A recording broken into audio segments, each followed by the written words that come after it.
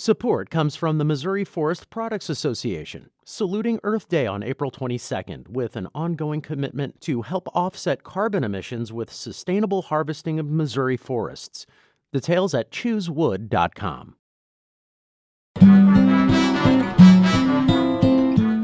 They wouldn't run this story you wrote. That's right. He wrote it, they spiked it. He wrote the story and they trashed it. Yes. Classic editors. They got to listen to the reporters on the ground here. Right? Well, yes. I'm Sarah Fensky.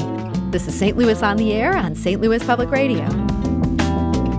In 1948, President Harry S. Truman was a dead man walking. Running for a term of his own after inheriting the presidency 3 years earlier, he had no chance of winning, and everyone knew it. Congress, the media, the polling experts. One prominent pollster simply stopped polling in September. What was the point? Everyone knew New York Governor Thomas Dewey was going to win. There was just one problem. The conventional wisdom was wrong. And so on November 2nd, 1948, was the Chicago Daily Tribune. Its banner headline infamously announced, "Dewey Defeats Truman." Yet Dewey had lost. Somehow Truman won election to the job he'd seemingly stumbled into, the political upset of the 20th century. So how did the guy derided as a, quote, little man from Missouri show them all? That's the subject of A.J. Baime's fascinating book. It's called Dewey Defeats Truman, the 1948 Election and the Battle for America's Soul. I talked with A.J. Baime in July, and I started by noting that he depicts Truman's entire presidency as unlikely. I asked him what made Truman an ideal pick for President Roosevelt. That's actually the subject of my previous book, The Accidental President, and the story, it's just, to me, even after having lived with it for so long, just shocks me that it's just so unlikely. So here you have a man who had never been the mayor of a city, never been governor of a state, never had the money to own his own home, no college degree, ends up sort of by accident on the ticket in 1944. And when FDR dies on April 12th, 1945, Truman becomes president. And I can't, overestimate the shock to the world because he was such an obscure figure. And Arthur Vandenberg, a very important senator at the time, wrote in his diary on April 12, 1945, "The question in every American heart is about Truman. Can he swing the job?" So by the time he gets to 1948, already a lot has happened. Yeah, and I know this is the major topic of your previous book, but it does come so much into play then in this 1948 election. And that is that Truman ends up in this role because the Roosevelt team bumped the previous vice president, Henry Wallace. Why do you think they did that? Well, that's right. So Henry Wallace was a very fascinating but yet strange character, and he made a lot of people very nervous, firstly because he was really far to the left, and he was just plain weird. And so there was this sort of plot to get rid of him in the White House, which eventually FDR succumbed to. So Wallace unexpectedly gets kicked off the ticket in 1944 to make way for Truman. So when Truman becomes president, Wallace is already angry because Wallace is thinking, well, I should be president. This should be my moment. And Wallace becomes a candidate and tries to take Truman out, and in the process threatens to really shatter the Democratic Party during the 1948 election cycle. Yeah, and he is one of two different third-party candidates. I guess you have a third-party candidate and a fourth-party candidate that Truman has to contend with. He's running from the left, and then we have somebody running from pretty much the far right. This is South Carolina Governor Strom Thurmond. What prompted him to throw his hat in the ring here? Well, here's where the plot continues to thicken. So Truman, as we know, really was the first president in 1947-48 during this election cycle to really go after the African-American vote. He desegregated the military. He was the first president to address the NAACP, the first president to campaign in the spiritual home of Black America in Harlem. And this didn't sit well with a lot of people. So the Democratic Party had this thing called the Solid South. All of these states in the South were the Solid South of the Democratic Party. but they were powerful white supremacists who really didn't appreciate Truman's civil rights plank, and so they went after him from the right, and Strom Thurmond became their candidate of the new Dixiecrat Party. Now, reading this decision Truman made to just completely alienate these core voters, it almost reads like political suicide. I mean, it's such a profile in courage, and that's so clear from your book. But it seems like if anybody decided, yeah, I'm just going to let this huge chunk of my base get so mad at me that they're going to leave, that this is something no smart politician would do. What do you think motivated Truman to decide to just kiss those voters goodbye? It's an excellent question, because in rear view, some of these things make sense. But at the time, it seemed like political suicide. There were two things really in this regard. That Truman realized that it was very risky to go after the African American vote. And it worked in the end. But at the time, people were pretty sure it would not. And so for the rest of his life, people would ask him, was this a political move? Did you do this? Did you basically launch the modern civil rights movement because you believed it a moral issue, or did you think it would win you the election? And in fact, it turned out to be both, because he was from Missouri, a state that was segregated. He grew up in a home where the N-word was used regularly, and people didn't think that, of all people, Harry Truman would be the one to launch the modern civil rights movement. But he did. It was very risky. And it turned out it worked. But for the rest of his life, he really claimed he didn't do it for votes. He did it because he thought it was the right thing to do. It is fascinating. And, Missouri has had people on both sides of the Union-Confederacy debate. It was fascinating to learn. His parents both came from slave-owning families. He seems like he just took this real different path in life. Is there anything you learned in his biography that seemed like a pivotal moment where he just decided he was not going for this Southern feeling about minorities? It's a great question. Let me sort of answer that by painting a scene in the White House. He's sitting there in the Oval Office, and one day a racial crusader named Walter White came in to speak with him. And Walter White was this fascinating person because he identified as African American, but he appeared white, and he had led a lot of investigations of murders and lynchings in the South, and so he comes in to visit with the president, and at the time there was this rash of violence against African Americans, and but not a lot was reported about it because it happened in very rural places, and this is before television and the ubiquity of radio, and so a lot of this was underreported. So Walter White comes in and he starts telling these stories to the president. And he winds up with this story about a guy named Isaac Woodard. Now I'm on the radio. It happens that I'm looking at a picture of Isaac Woodard right now. Extraordinary parallels to a man named George Floyd today. Now, Isaac Woodard, 4 hours after being honorably discharged from the United States Army, having served in World War II, he comes home and he has an altercation with a white police officer, and he's blinded during this altercation, and he becomes a cause celeb. Orson Welles gets fired from his radio program for sticking up for Isaac Woodard. Joe Louis and Walter White took him on a speaking tour. So anyway, Walter White tells the story of Isaac Woodard to Truman, and sitting in the White House, Truman can't believe what he's hearing. He can't believe that there's this much violence against African Americans, and he says, we have to do something about this. And that's exactly what he did. You have a great excerpt in your book. You say, when critics suggested to Thurman that the civil rights platform embraced by the current Democratic platform was not much different from Roosevelt's platform in 1944, Strom Thurmond responded, I agree, but Truman really means it. Do you think that's an accurate assessment of the difference between these two administrations? Absolutely. It's a funny quote. We can laugh at it now, but when you think about what they were talking about, it's kind of horrifying. But yes, so Eleanor Roosevelt was this friend of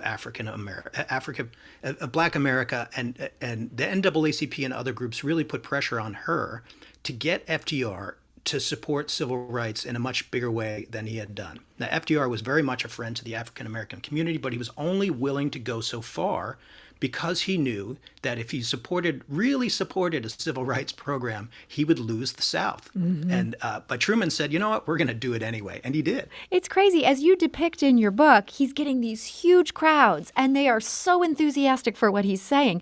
Shouldn't that have led someone in the media or these political polling operations to say, hey, this guy is actually maybe more popular than we're giving him credit for? Yes. And toward the end, that started to happen. But only in a small way. There was a reporter named Robert Nixon. He's this hilarious guy. He wore this crooked hat.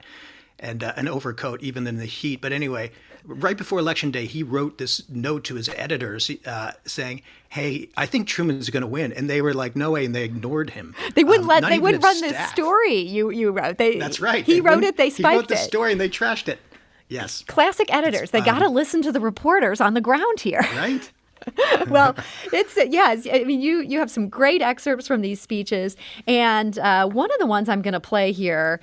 This is from the final speech of the campaign, and this comes at what was then Kiel Auditorium right here in St. Louis, and this is Harry Truman speaking to a crowd that was just absolutely, they were eating out of his hands. So let's listen to a minute of that.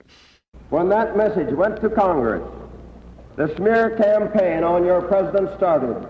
In all its vile and untruthfully slanted headlines, columns, and editorial. First character assassins, McCormick Patterson saboteurs, all began firing at me, as did the conservative columnists and the radio commentators, not because they believed anything they said or wrote, but because they were paid to do it.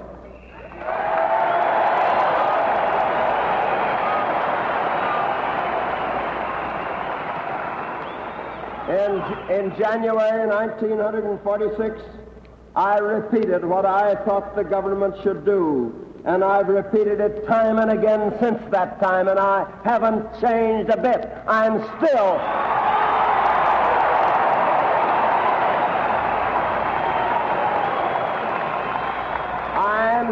the Democrat you nominated in Chicago on the Democratic platform of 1944, and I'm still for Roosevelt's New Deal.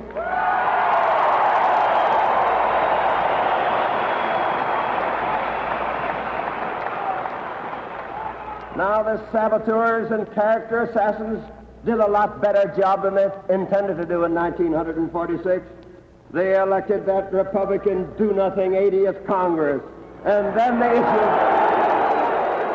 And that is Harry S. Truman at the Kiel Auditorium, his last speech of the 1948 presidential campaign. And we're talking today to author A.J. Baime about his wonderful new book. It's called Dewey Defeats Truman, the 1948 Election and the Battle for America's Soul. A.J., you called this the ultimate give 'em hell Harry speech in your book. And this speech also really threw the press for a loop. Why was that? Well, that's a great question. Let me make two quick points on that front. One of the things that I really enjoyed about writing this book is this whole idea that Truman went so many places that as you're reading it, whoever you are, wherever you live, there's a good chance that Truman visited your town. He came to my little tiny town in California and gave a speech, and I can go on the Truman Library website and listen to it.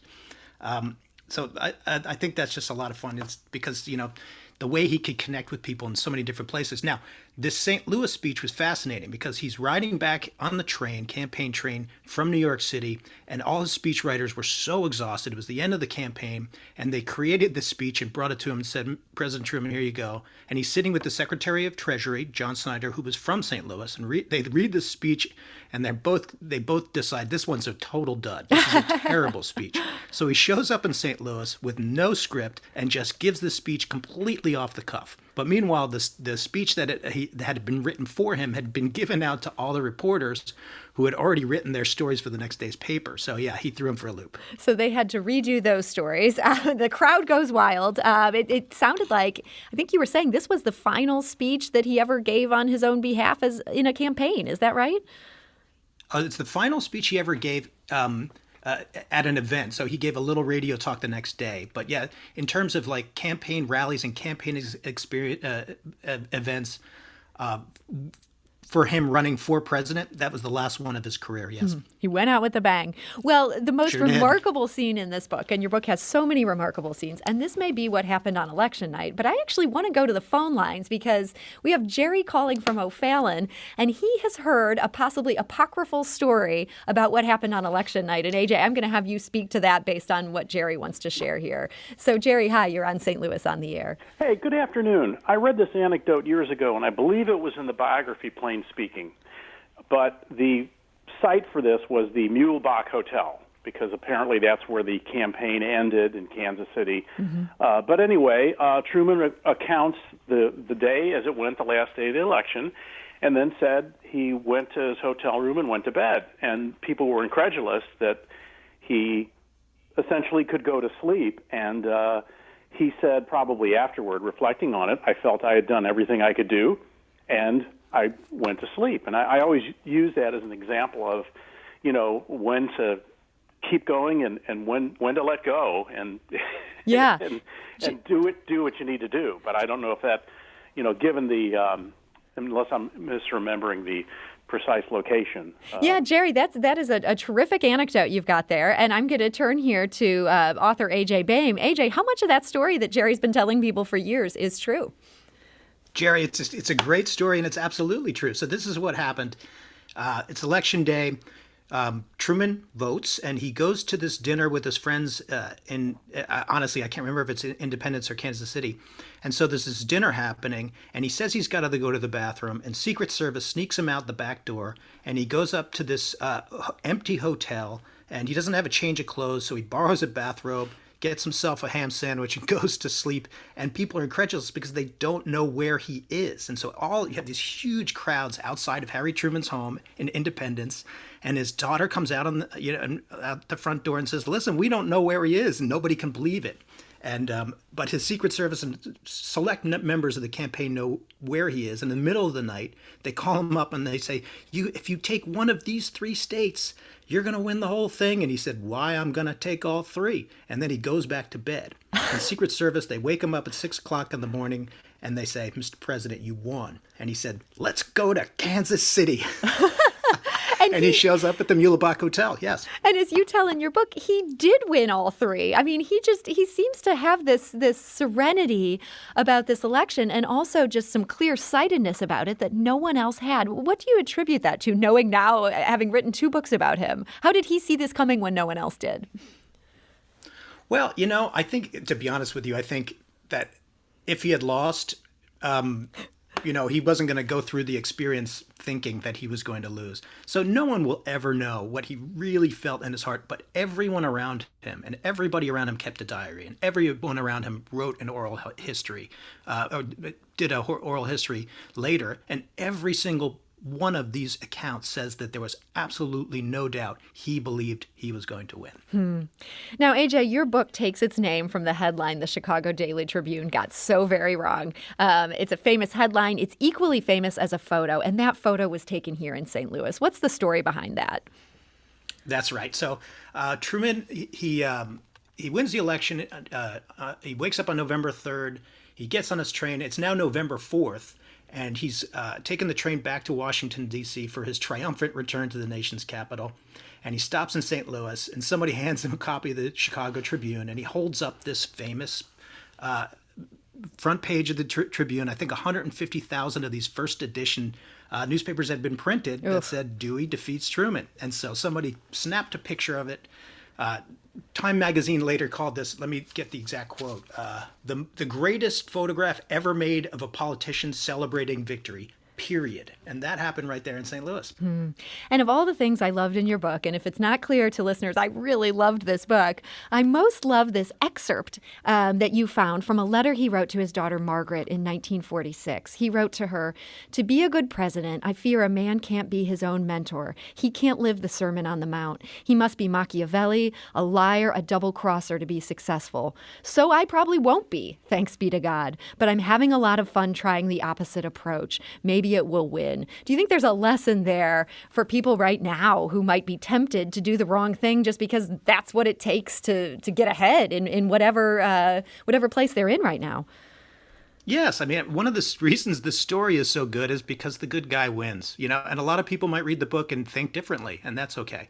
But I'm glad you seized on that specific quote, because my favorite thing about President Truman, having written 2 books about him, is his relationship with his daughter and his relationship with his wife. I think it says so much about his character, and I'm so thankful that the letters and the diaries, they all exist, today.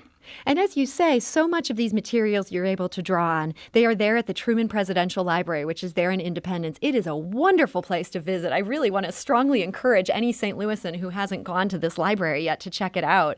And AJ, after all the time you've spent there now on 2 books, what's your favorite thing in the collections or as part of this library there? Well, the library is going through an extraordinary renovation, so it's going to be reopened soonish. Who knows? But it's going to be brand new, so it's a great time to go and re-experience that part of our American history. But my favorite part, going back to all the time I spent there, besides all the archives themselves, there's this section about the dropping of the atomic bomb, and there was a book there, and I'm assuming they'll still keep this as part of the exhibits. But there was a book where people were free to write in there what they thought about the bomb, whether it was a good idea that President Truman used the bomb to end World War II or whether it was a bad idea. And you'll see the most amazing things written in there. And you can tell some of the people writing in there are 6, 7 years old just by their handwriting. It's just so moving. And yeah, that's my favorite spot of the museum. So, AJ, last question for you. You've now spent so much time with Harry S. Truman and with this election. What's the one thing you would hope that readers would take away from this book? Don't believe the polls. Don't believe the polls. So a lot of people would read this book and say, you know what made the difference in the 1948 election is that so many Republican voters were so sure that Dewey was going to win, they didn't bother to go and vote. And so I'm saying to people today, whatever side you're on, it's imperative that you get to that you fill out that ballot and place your vote. Podcast episodes of St. Louis on the Air are available at stlpublicradio.org, or you can subscribe for free on Apple Podcasts, the Stitcher podcast app, or wherever you get your podcasts. St. Louis on the Air is produced by Evie Hemphill and Lara Hamden, with production assistance from Aaron Dorr. The senior producer is Emily Woodbury, and the executive producer is Alex Hoyer. St. Louis on the Air is a production of St. Louis Public Radio. That's 90.7 KWMU. Thank you for listening. I'm Sarah Fensky.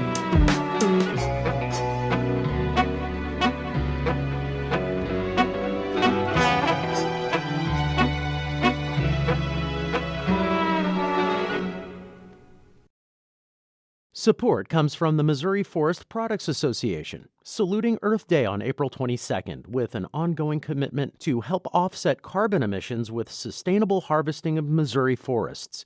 Details at choosewood.com.